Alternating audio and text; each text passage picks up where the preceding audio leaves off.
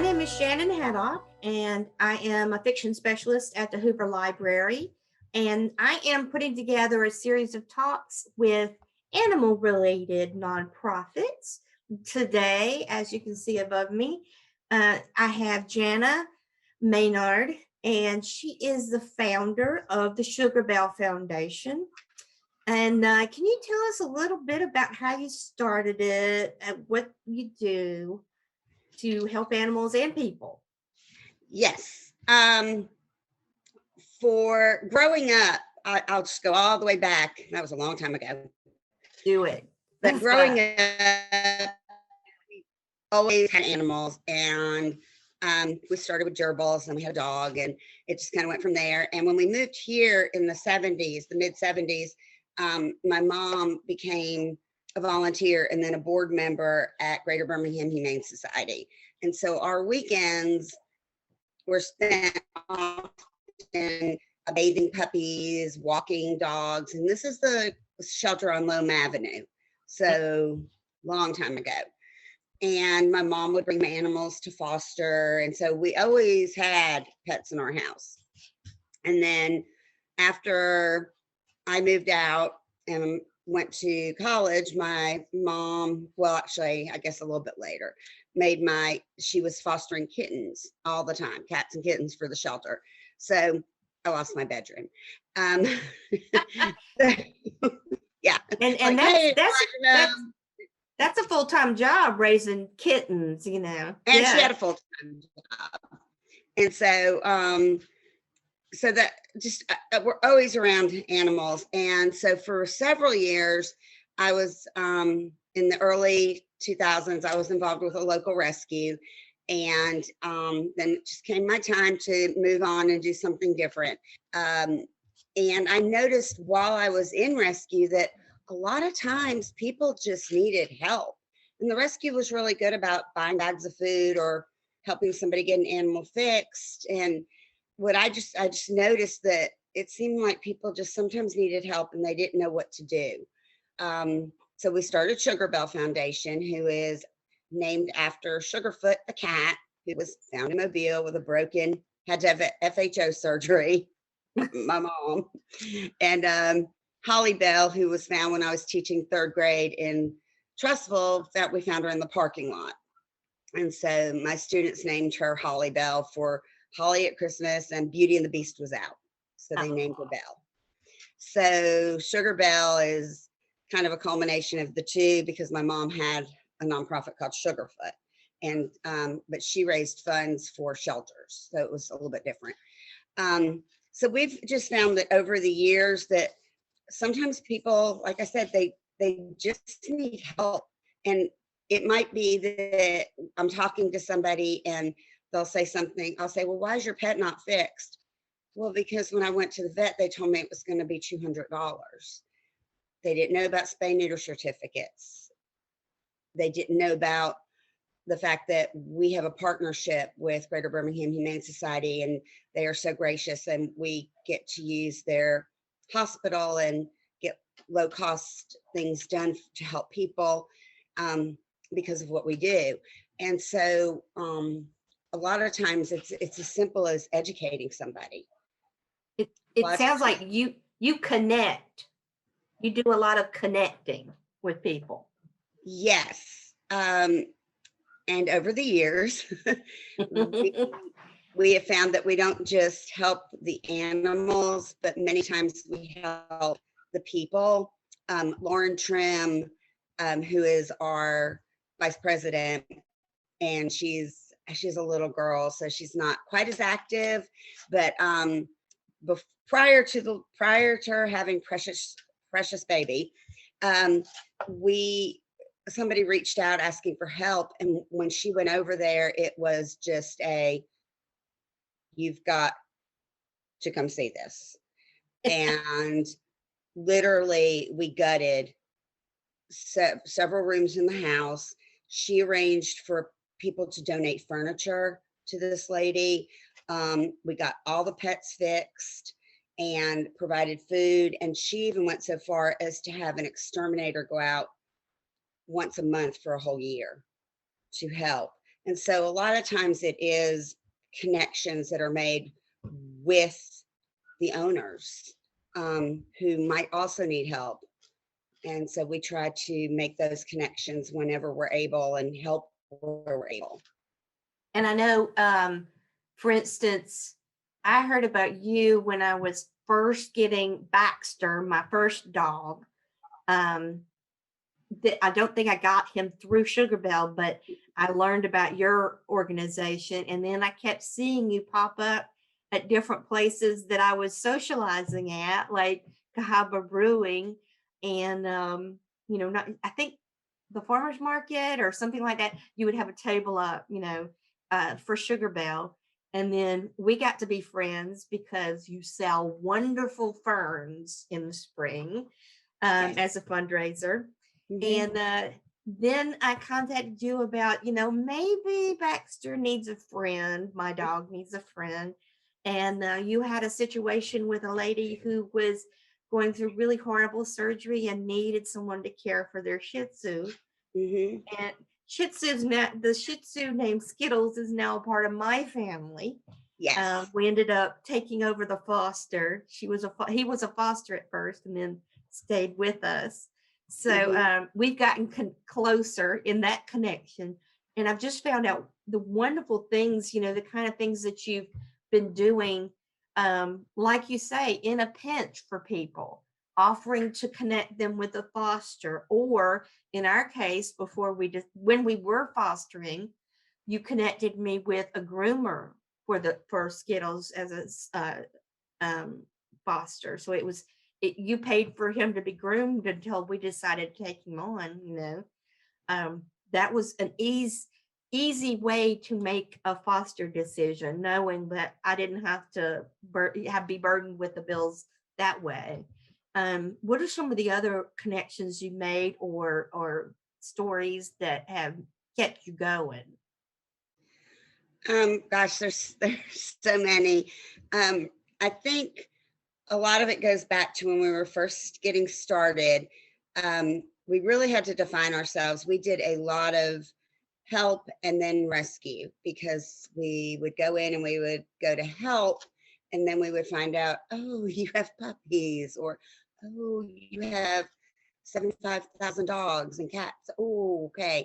And then we would reach out to other people too to try and get them to help, because that that was not our exact focus, but we still would try and help. Um, we were helping several families in the Lipscomb area at one point. Oh my gosh, was this 4 or 5 years? I can't remember how many years ago. It's been a while. And we were helping get one of the mamas had some puppies, and somebody reached out to us and asked, could we please help with the puppies? And we got them all homes, but the stipulation was mom had to be fixed and stay on heartworm preventative if she was negative.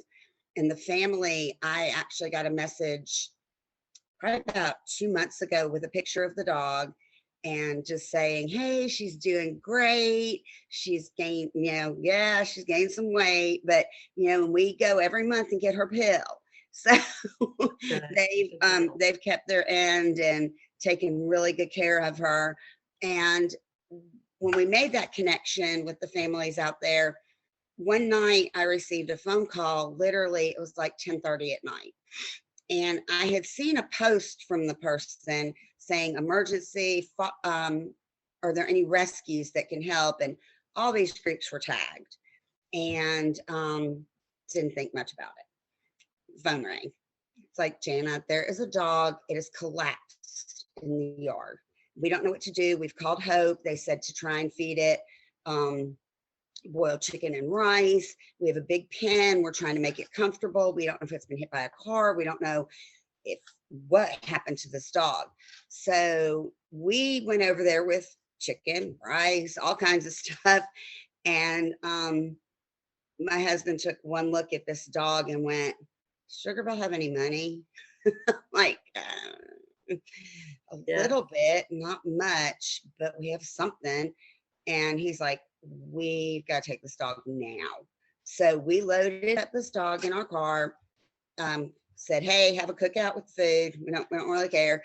and they gave us some blankets and just some things that they'd given him.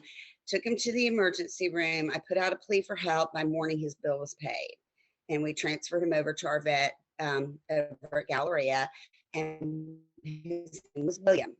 And William is a rags to riches story if I've ever seen one. William lives in a castle, literally, it's known as the castle, in Birmingham. And he is just so spoiled and just the best dog. He's around horses, he's around, at the barnyard, he's at home, he goes to work with his mom, and he is just such a beautiful and sweet dog. And he's Yeah. got a big scar on his head from whatever that gash was. But literally, when he went to the vet the next day, they waited a while before they ever told me this. He didn't lift his head up for like 2 days, just didn't even move. And then he finally lifted his head up and looked at one of the techs, and she sent me a message and said, William just looked at me. But they weren't even sure he would make it. He was so sick.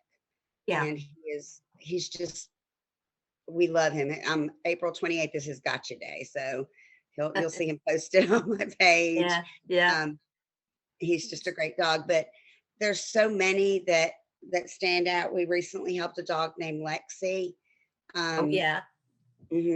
Just real recently, and her mom posted, and somebody said, this dog's been hurt for a couple of days now.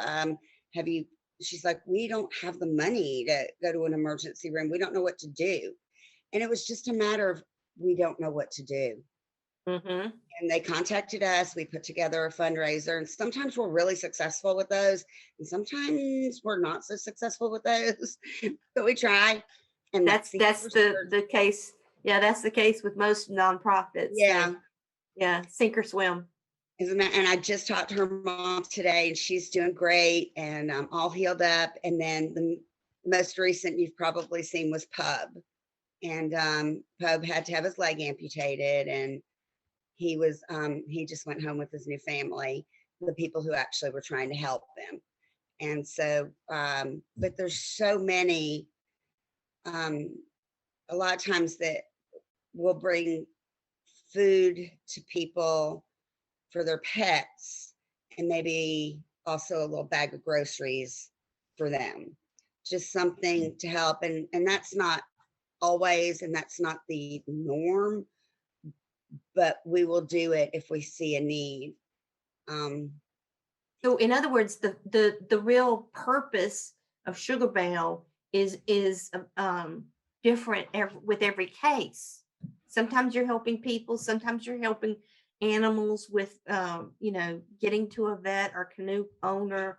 It does change probably with every story. It does. And our main mission is that we want to keep the pets in the home. Yes. If at all possible, we want to help you keep your pet in your home. And if that means your pet needs to get fixed, a lot of times we connect people for the low cost, where they can afford to pay for it through us, and where they might not have been able to afford that. But every case truly is different. So we never know when we click on the button. Yeah.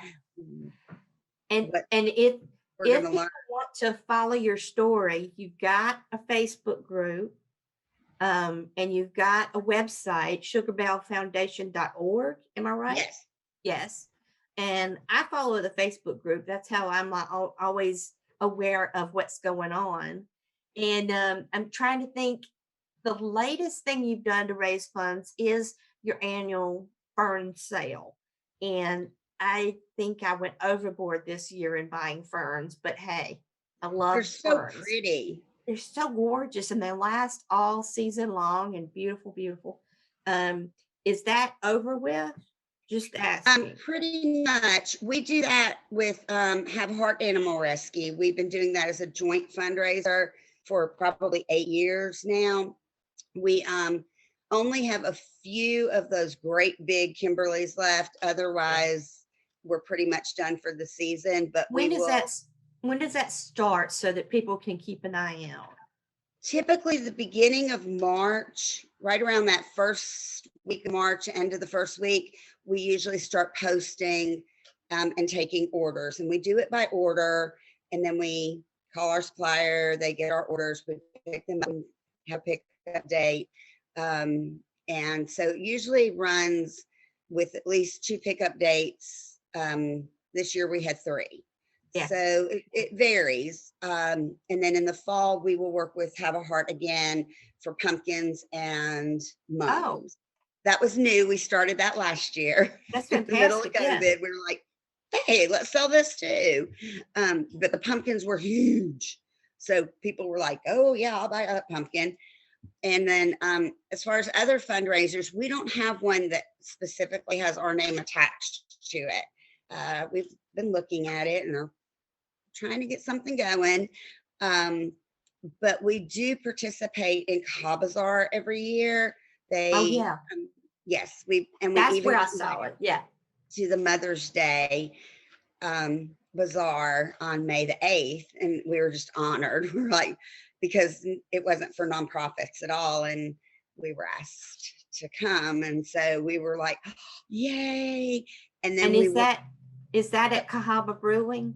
Cava Brewing They Company. ate. They are Okay. so nice. They're just so nice. And then we actually signed up to do Doodah Day, which we never do, primarily because for me, it's too many people. It's huge. It's huge. And so as I've gotten older, I like less people. Dogs are Yeah. okay, Yeah. but too many people. COVID really worked in our favor for us It introverts, didn't it it? did. And we will be there because they're having that at Cava Brewing Company as well. And then in December, we will hopefully be back there for their Christmas bazaar that they do. And we also usually do one at Ross Bridge, the Barket Market. We try and do that one in the fall as well. And then we do our annual first Sunday in December, we do our annual holiday pictures with Oh, pets. yes, the pet Mhm. pictures. Yes, I love those.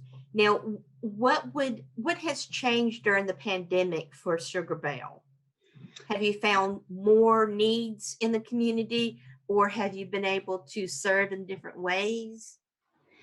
We have been really lucky during this pandemic that we have been able to maintain helping people as they've asked for help. Typically, the most that people were asking for was food, but there have been some pet pantries that have That's been a started, blessing.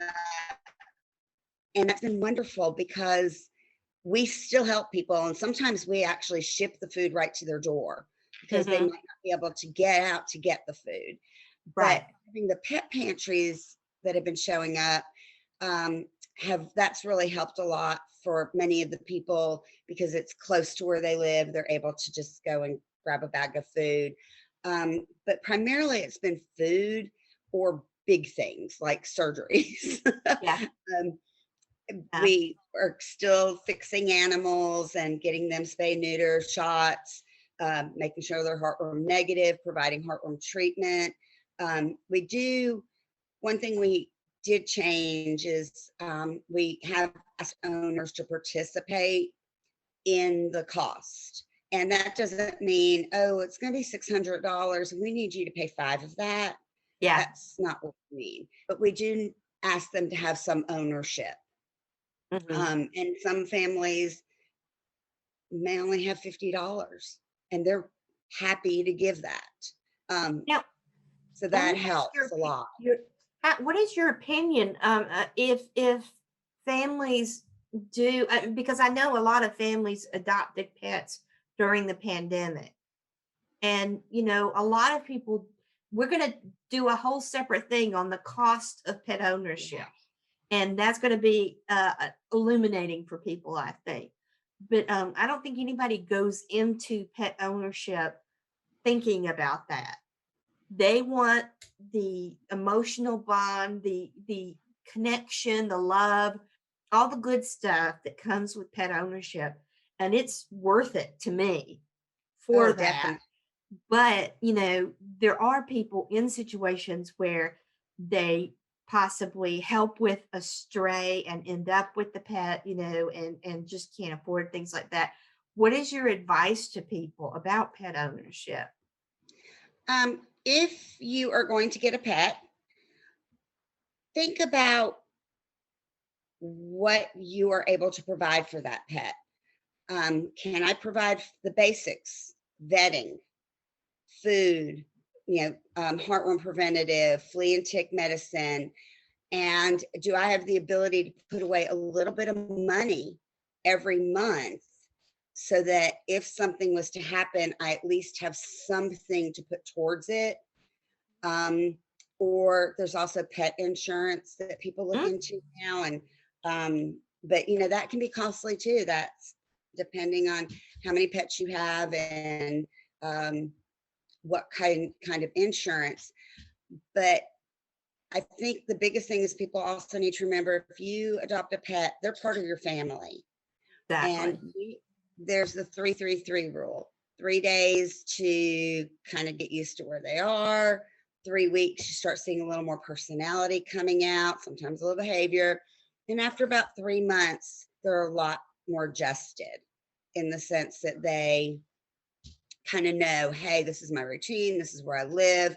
So people sometimes will say, well, I had the dog for a week and it just didn't work out. It just doesn't work with my, Right. no, week's not going to do it. Yeah. So you have to also be willing to give the time and the effort. Sometimes get a trainer involved to make sure that you're Yeah. giving everything that you can safely and for the health of that animal, because they're your family. At least Yeah. ours think that they own house and we just pay for them to live here. There are a lot of accidental pet owners, and God bless them. But if you are going into it with your eyes open, you should do the research. Come to the library, see what Yeah. breed works with your family. And if you're doing this with a child, get them involved in the research. Do you want to go the guinea pig route, or the snake route, or the puppy or the kitten? It can become a family event, and do the research for it. So I do know that that's one of the big things I see with people. They a lot of impulses, and it's like, you have 9 months to prepare for a child, and a lot of people need to take about 9 months to decide to be a pet owner. Yeah. That's true. And you mentioned a lot of people become accidental pet owners. And that's something else that we've helped with. We've had people contact us, and just like Pub was found injured, and they this dog didn't actually belong to the people, but he Right. is there now. And we did do the legal wait time. We publicized him. We contacted vets. We did everything by law that we were supposed to do for that allotted amount of time to make sure that an owner did not come forth looking for him. Right. So that's very important that people, when they find a pet, get it scanned for a microchip, put up signs, put it on social media, call the local vet clinics, and because sometimes people are looking and Mhm. they just might not know where to look. As many storms as we have in Alabama, there's so many pets that go missing during storms by Right. accident. Yeah, yeah. But I can't think. Is there anything else we want to bring up? How can people help you or join in helping you? Well, we love to have some volunteers, um, because we are a little bit, I guess, different in the sense that what we do, we don't show animals every week, and we have, just limited things that we do. A lot of times it's harder to get volunteers. but we can always use, some adult volunteers to help us at events. And we can also use, we put together goodie bags that we give out at events. So, we can always find, if there's a group that wants to just, hey, we'll put together the goodie bags for you. That's great. We'll provide everything. Yeah. Really, it's, we always would love to have some more volunteers who we could call and say, we have these events coming up. And what we do is we usually put it on our Facebook page, and we have our On your handful of Facebook page is folks. probably, even though you may, sometimes I want to just do Facebook just for charities and organizations that I follow, because that's how I found out about events and fundraisers and things like that. So yeah, that's a good way to follow. And I know there's so much that you do in the community. I want to thank you personally. You've helped my family grow bigger. You helped us, and sadly, we don't really offer the temporary foster anymore because it just has not worked out well. And now Right. yours, that worked out beautifully. We were very lucky, but And overall, we're lucky that we're only hearing a mower outside and not Skittles barking at the squirrels. But summer in this, a spring in the South, you're going to hear either a mower or a dog. So yeah, I'm surprised yeah. mine are being so quiet. Yeah. No, we just, we love to talk to people, and we like to educate folks. Last year I was invited and I went and talked to Girl Scout group about pet ownership in general, and they were great. Just some education at a young age goes a long way. And you did a feature, they did a feature on Sugarbelle in the Hoover Sun, was it? Or was it on you and Sugarbelle too? It was a few years ago in the Hoover Sun, and then more recently this past year in the Hoover magazine. So and you, in your household, how many pets? You are a teacher of what grade? I just want to know some stats here. We have a lot of pets, so I just leave it at that. A lot. And then I teach 6th grade science at Simmons Middle School. Fantastic. This is my 25th year. Oh my gosh. I know. And pandemic has brought out new skills that we never knew we had. I'll tell you what, I found some that I didn't know I had. Yeah. Flexibility. Yes. Wow. Yeah. Yeah. And again, I will highlight if you want to find more information, detailed information, you can go to sugarbellefoundation.org, Facebook page, things like that. Anything else you want to leave us with?